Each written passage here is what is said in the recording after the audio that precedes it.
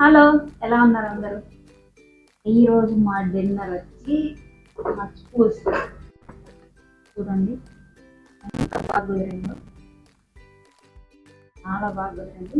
అలాగే అందులోకి chicken fry and ఇది వచ్చి పచ్చిమిర్చితో ఇలా చేసుకుంటూ చాలా బాగుంటుంది. అండ్ దట్టు టమోటాలతో చేస్తారు. ఇది లైక్ మంది లాగా ఉంటుంది టేస్ట్.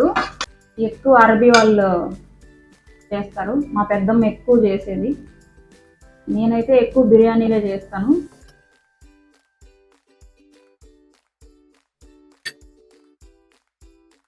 ఇందులోకి పచ్చిమిర్చి పేస్ట్ అలాగే ఈ డక్కు అయితే చాలా బాగుంటుంది,